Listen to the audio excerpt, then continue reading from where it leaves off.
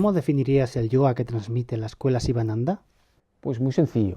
El yoga de esta escuela es un yoga clásico y es un yoga integral, que incorpora, o mejor dicho, no deja de incorporar todos los componentes del yoga.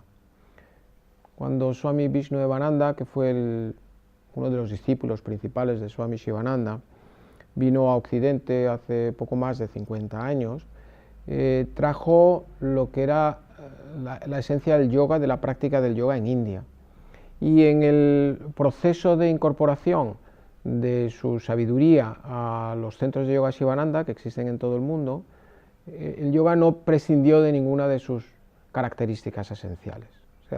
Y por tanto es un yoga muy integral, que incorpora como las 4 principales sendas del yoga. A nosotros nos gusta hablar más de sendas de yogas que de tipos de yoga o clases de yoga, porque el yoga es uno. El yoga es una forma de vivir y que incorpora como 4 aproximaciones vitales. Una, la del servicio desinteresado, el karma yoga.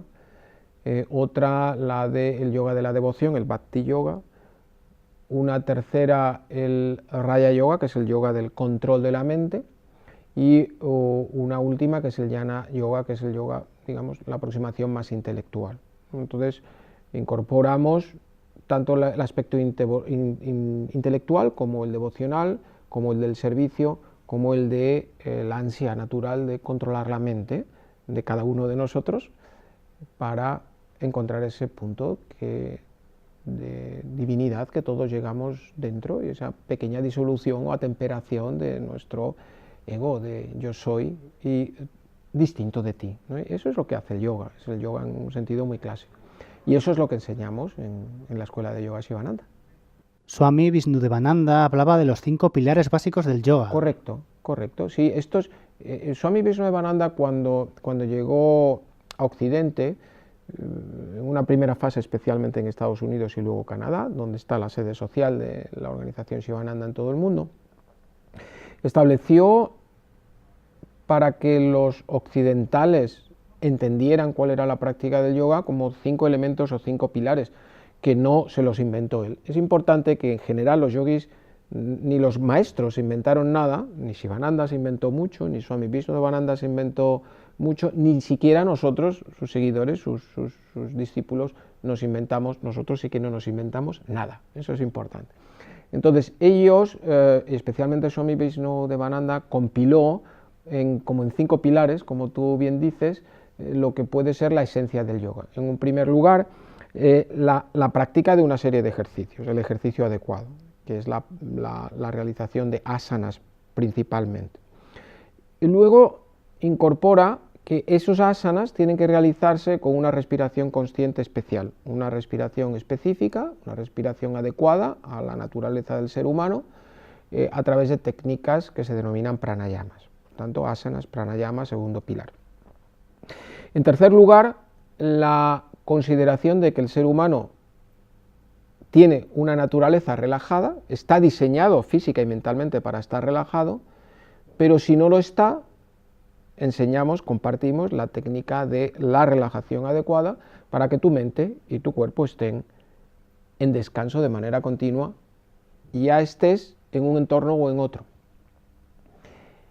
El cuarto de los pilares era y es la forma de alimentarnos, porque nos convertimos en aquello que comemos, por tanto cuidamos especialmente la forma de la alimentación en la práctica del yoga, la dieta adecuada, que en esta escuela es vegetariana, lacto-vegetariana. Y por último, el pensamiento positivo y la meditación. Estos 4 pilares iniciales, asanas, pranayama, relajación adecuada y alimentación adecuada, desembocan en el que es más importante de los pilares. ¿Para qué practicamos yoga? Para silenciar nuestra mente, para transformar los pensamientos de tensión en calma, pensamiento positivo, la positivización de todos nuestros pensamientos, para canalizar en la práctica de la meditación en el silencio. Estos son los 5 pilares que Swami Vishnudevananda gusta contarnos cuando empezamos en la práctica del yoga. Pero es importante que ni siquiera él los creó como tal y lo inventó como si fuera él el inventor de los pilares. Él los contó en este formato, siguiendo la estructura clásica de estas 4 sendas del yoga. Precisamente tu iniciación fue como discípulo de Swami Visnudevananda. Correcto, yo tuve, he de decir públicamente, lo digo siempre, yo tuve el honor y la gran satisfacción de conocerle directamente en el año 1974. Yo era un chavalín, tenía 16 años, y tuve esa magnífica oportunidad de compartir un tiempo largo, porque él luego transitó a la otra vida en el año 1993, por tanto tuve varias épocas en las que estuve en contacto en distintos formatos, unas más intensas, otras menos intensas, pero lo que quedó calado en mi corazón, no solo en el mío, sino en el de todos los que somos sus seguidores, en un formato o en otro, porque a los maestros de yoga se les puede seguir en muchos formatos. Pues yo lo conocí tempranito, cuando era una persona jovencita, casi un chaval, y desde entonces pues siempre me he sentido completamente vinculado, y la mayor parte de las acciones de mi vida posterior, en todos los aspectos, afortunadamente, que tiene la vida, pues están muy vinculados por ese recuerdo que tengo tan presente. Un poco es como si dirigiera casi, si no todos, casi todos los pasos que uno va dando. Hablas de que era una persona realizada. Es muy difícil, por no decir imposible, meter en el protocolo de lo que es una persona realizada o no realizada. Para mí lo más importante de Swami Visnudevananda era la sencillez de su acción y la humildad de su trato. Si estaba realizado o no, no sé si es lo importante. Pero ¿qué es lo importante? Lo importante es que él seguía la tradición del Gurukula, de la transmisión de la acción, en este caso, el conocimiento del yoga, de maestro en discípulo. Él, desde que yo le conocí, que le conocí en el año 74, hacía todo en nombre de su maestro. Él no se identificaba como maestro, es decir, él no transitaba cuando venía en Madrid y era, yo diría que casi el único de los sabios, de los yogis de la India que venía en esa época a España y a Europa y a América, o fue en América de los primeros, en España probablemente el primero. Él nunca decía, yo soy un maestro, tú eres mi estudiante. No, él presentaba a Swami Shivananda y decía, Swami Shivananda me enseñó esto que comparto ahora con vosotros. Él nunca se identificó como un ser realizado. Otra cosa es que sus actos a lo largo de su vida pudieran orientarnos a pensar que fue un ser que realizó el ser, y valga la redundancia, en este tiempo, en esta vida. Pero él nunca dijo, yo soy un ser realizado, te voy a enseñar cómo te tienes que realizar. Él conocía la práctica del yoga y la transmitía de una manera muy directa, era un gran hombre de acción, un grandísimo hombre de acción, pero nunca dijo que él era un ser realizado, como tampoco lo dijo Shivananda en vida de Shivananda, es decir, nunca se identificó como un ser realizado, con independencia que los elementos que conocemos de cómo escribió, cómo pensó y qué es lo que hizo, nos orientan a pensar que también realizó el ser en esta vida. Shivananda envió a Swami Visnudevananda a difundir el yoga por Occidente. ¿Por qué crees que sintió que había llegado el momento? Porque probablemente los maestros tienen, los grandes maestros, no solo del linaje de Shivananda y Swami Visnudevananda, nosotros somos muy respetuosos con la idea del Gurukula, la transmisión del conocimiento de maestro en discípulo, con la idea del linaje que deriva de Shankaracharya, pero muy respetuosos con los distintos linajes. Swami Shivananda era un gran visionario. Él básicamente remodeló un poco el pensamiento del yoga y rompió con algunos moldes muy importantes. Por ejemplo, él empezó a enseñar en inglés en vez de en sánscrito, porque entendía que a través de la lengua inglesa podía llegar a más. Pero tampoco porque quisiese en su protocolo llegar a más, sino que era más asequible para más personas que si utilizaba la ortodoxia sánscrita. Y ello sin perjuicio de que le encantaba el sánscrito, que era un gran conocedor de la lengua y que escribía también en esa lengua. En segundo lugar, él rompió con la idea de las diferencias de clases sociales, las castas en India o las clases sociales en Occidente. Y decía que el yoga era para todos y para todas, y esto es importante también, para todas, porque cuando el yoga se practica en India en la época de Swami Shivananda, era una actividad para hombres. Por tanto, él rompió un poco con la ortodoxia del yoga. Y en un momento dado, Swami Vishnudevananda, que ya llevaba unos años practicando yoga con mucha intensidad y de una manera muy activa en el ashram de Rishikesh, de la Sociedad para la Vida Divina, en Rishikesh, que entonces era un pueblito, hoy es casi un parque temático, todo hay que decirlo. Él tuvo esa visión de que tenía que a cada uno de sus principales discípulos les encontraba como un camino, ¿no? Algunos que eran especialmente intelectuales, les colocó a interpretar los textos clásicos, a otros que tenían una vocación de servicio social, les llevó a que se dedicaran toda su vida a operar cataratas a personas necesitadas, y a Swami Vishnu le vio con el ojo del maestro, ¿no? Le vio diciendo: tú, Swami Vishnudevananda, estás diseñado para ir a Occidente. Pero claro, cuando esto se lo contó a Swami Vishnudevananda hace 55 años, Swami Vishnudevananda se quedó muy impresionado, porque él es como, recuerdo alguna vez que él nos lo contaba como anécdotas, nos dice: mirar, esto es como si yo os digo, mirar, ¿veis dónde está la luna? Aprovechando que hoy tenemos una gran luna, ¿veis dónde está la luna? Pues estáis designados para enseñar dentro de 2 o 3 días yoga en la India. Así es como le sonó a Swami Vishnudevananda cuando Swami Shivananda le mandó a Occidente. Es decir, Occidente era para él algo, nada, le dio 2 o 3 rupias o 10, 15, una cantidad muy simbólica, y le mandó. Cuando un maestro te manda un reto como ese, tú tienes que tener básicamente una gran confianza en el maestro, porque los maestros siempre, en el mundo del yoga y en general, el buen maestro empuja un poquito, pero no demasiado. Es decir, te exige un poquito más de lo que puedes hacer, pero solo te permite aquello que él, con su ojo del corazón, entiende que estás capacitado para hacer. No te tira al abismo, pero sí te empuja un poquito cuesta abajo, para que aceleres tu proceso de aprendizaje. Y Swami Shivananda visualizó algo que hoy se confirma que es una realidad. Es decir, la llegada de Swami Vishnudevananda primero y otros maestros posteriormente hizo que una ciencia como el yoga empezara a conocerse en Occidente de una manera progresiva, y hoy es algo que se puede practicar en casi todas las esquinas de casi todos los países del mundo. O sea que algo de razón, algo de visión tendría Swami Shivananda cuando mandó a Swami Vishnudevananda a Occidente.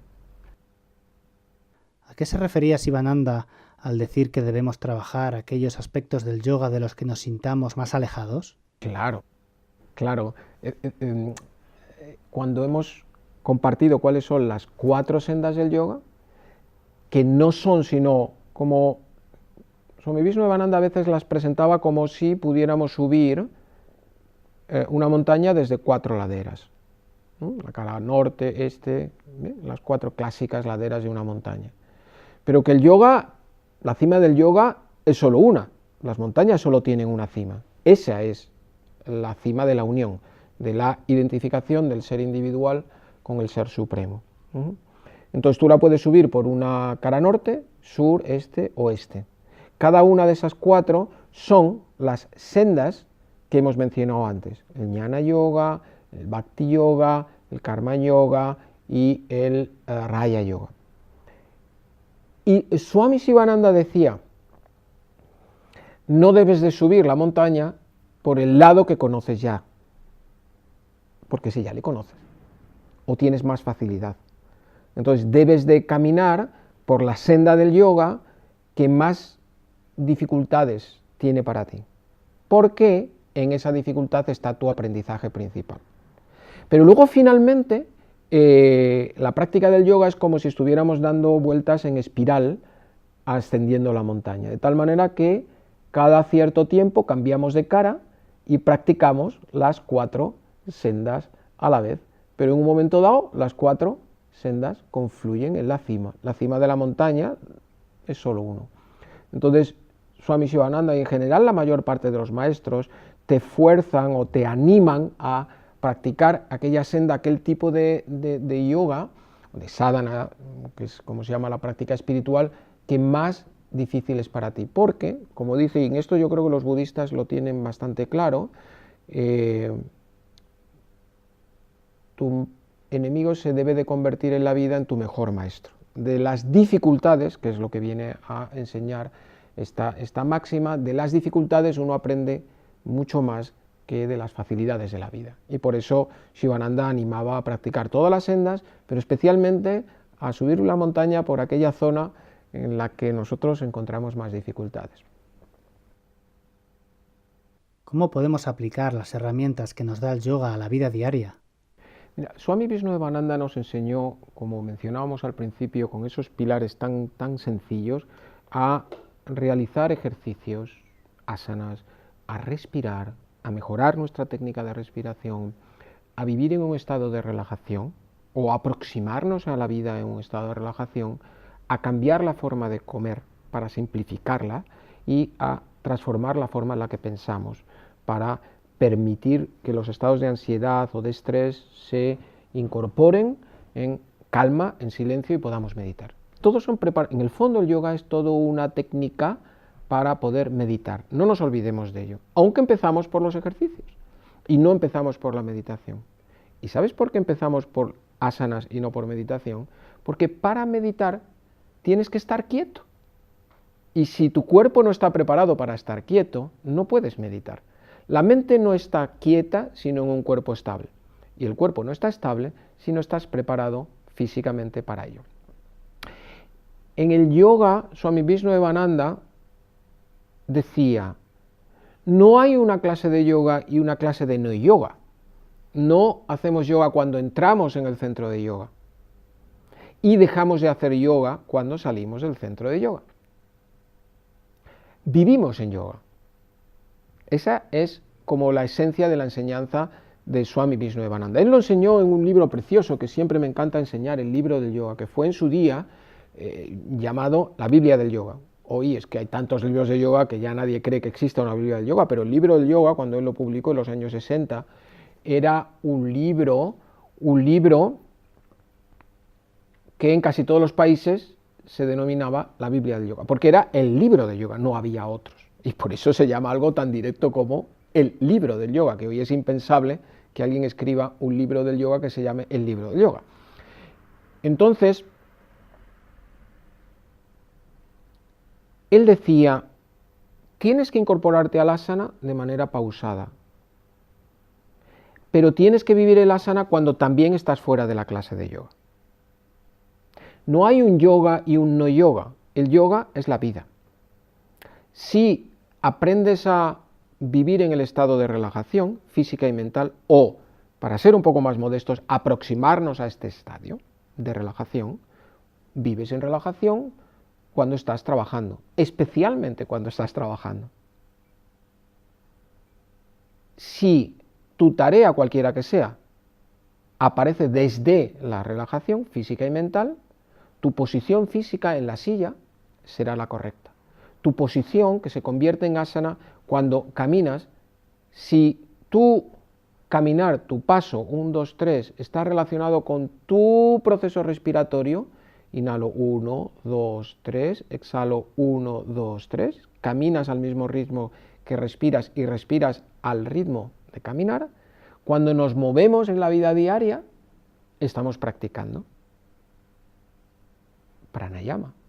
Y no hay que ir al centro de yoga a practicar pranayama. Y uno no come en el centro de yoga, sino que come en su casa, varias veces. Si tú transformas tu forma de alimentarte, estás practicando yoga durante todo el día. Pero lo más importante, si estos 4 pasos se dan en la vida diaria, no en la clase de yoga, sino cuando estás trabajando, cuando estás con tu familia, cuando estás con tu amante, cuando estás en la vida diaria, si estos pasos de relajación constante, física y mental, postura correcta, respiración consciente y cambio de alimentación te llevan a que las dificultades de la vida se vayan como diluyendo. ¿Por qué? Simplemente no te incorporas a los estados normales de fatiga, de ansiedad, de incomodidad, de ira, de estrés, sino que vives en él en la pura unión o te aproximas. Seamos sencillos, te vas aproximando a ese estadio de pura identificación con el ser que tienes enfrente.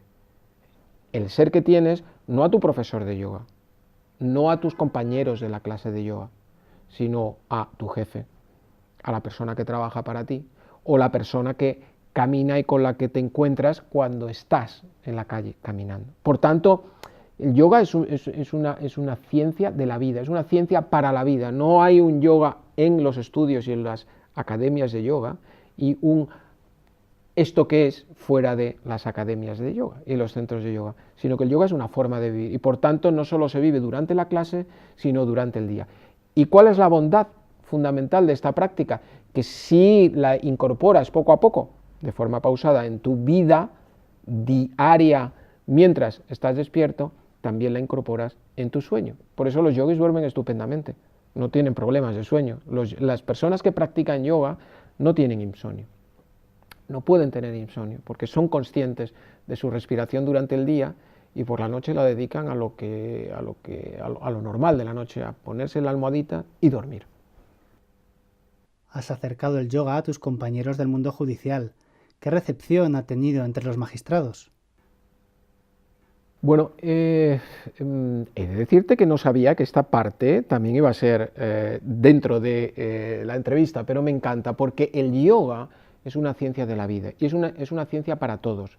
En mi caso concreto, aunque participo de manera muy activa y desde hace muchos años de la enseñanza en esta maravillosa casa Shivananda en Madrid y en cursos internacionales, yo tengo mi trabajo, como tú has dicho, como gerente en el Consejo General del Poder Judicial. Uno de los sueños, y ahí volvemos a esa realidad que comentábamos de Swami Vishnudevananda, permitidme que os enseñe otra vez a Swami Vishnudevananda que tengo aquí detrás y que me sonríe ahora que me escucha. Era un gran maestro de la vida, también del yoga, pero de la vida y del silencio. Y entonces, los maestros tienen una habilidad especial. Y la habilidad especial que tienen es que detectan en ti aspectos que ni tú mismo sabes que existen. Entonces él probablemente que yo cuando tenía esa edad ya estudiaba Derecho, cuando tenía 17, 18 años empecé a estudiar Derecho, él visualizó en mí la posibilidad de que yo en su día pudiera compartir el yoga con, no identificado como jueces, sino con la gente del mundo del derecho. Bueno, eso cuando en algún momento lo mencionó, yo creí que, digo, bueno, pues sí, efectivamente, los maestros siempre están un poco locos, ¿no? Porque ¿cómo yo voy a dar yoga a alguien que está en el mundo del derecho si estoy estudiando derecho ahora mismo, ¿no? Pero de la misma manera que Swami Shivananda lanzó a Swami Vishnudevananda a Occidente y le dijo, allí te están esperando, y él pensaba que le mandaban a la luna. Cuando a mí me lo dijo Swami Vishnudevananda, ni siquiera lo incorporé desde el punto de vista consciente.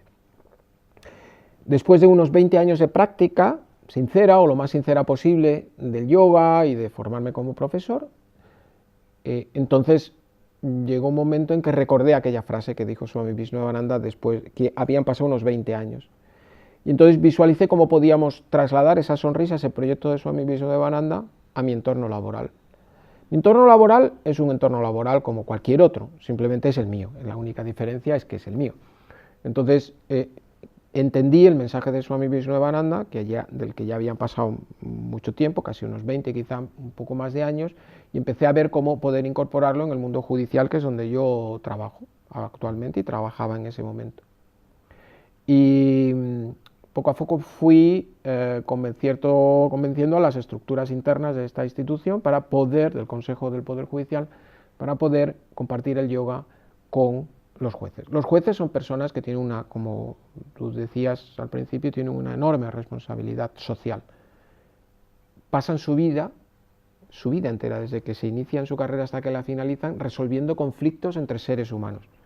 Empresas, seres humanos, o empresas, resolviendo conflictos. Esa es su tarea. Y en esa resolución de conflictos dedican una parte de su energía muy importante, que les desgasta mucho. Es un trabajo muy intelectual que les desgasta intelectualmente.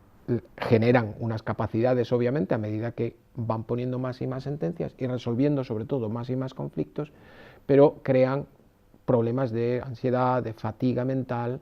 Entonces, el yoga es muy adecuado para ellos, porque a través de ejercicios sencillos que hacemos en formato no vestido de amarillo y blanco, sino con chaqueta y corbata, tanto ellos como yo, les enseñamos otra forma de respirar, de caminar, de ejercitar, de sentarse, de levantarse, de tal manera que, pues lo que en principio fue un pequeño proyecto, casi investigación, como de ilusión, pues ahora es un proyecto solvente, muy solvente, en el que ya han pasado como más de un 20% de toda la carrera judicial, unos 1.300, 1.400 jueces, por estos cursos sencillos, de entre 5 y 10 horas, no es que estén 200 horas, no se forman como profesores, simplemente toman una primera aproximación y aprenden ejercicios que luego pueden practicar en su oficina. La idea es de que puedan practicar el yoga en su oficina. Y esta no es una modalidad, ni es un tipo de yoga, aclarando esa idea de no estoy creando, porque yo no creo nada, o sea, yo creo en mucho, pero no creo nada,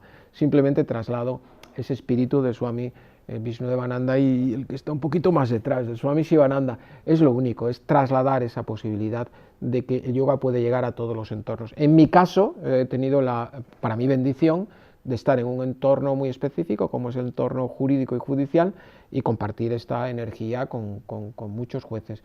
Pero, y concluyendo, porque este es un proyecto que puede extenderse a todas es decir, el profesor de yoga que es médico puede compartir con los médicos o las enfermeras, los enfermeros, pues la ciencia del yoga. El yoga es una ciencia de vivir, y es una ciencia, no nos olvidemos, de ejercitar tu cuerpo, de respirar conscientemente, de relajar tu cuerpo, de vivir en la relajación, de transformar la forma en que comes para entrar en el silencio de la meditación y transformar tu pensamiento y llenar de positividad y de ausencia de ira, de miedo, de tu vida y tu pensamiento. Entonces, es que eso es el yoga, es que el yoga es algo mucho más sencillo de lo que los seres humanos en Occidente creemos que es. Es una práctica diaria, es una práctica en la que estos pilares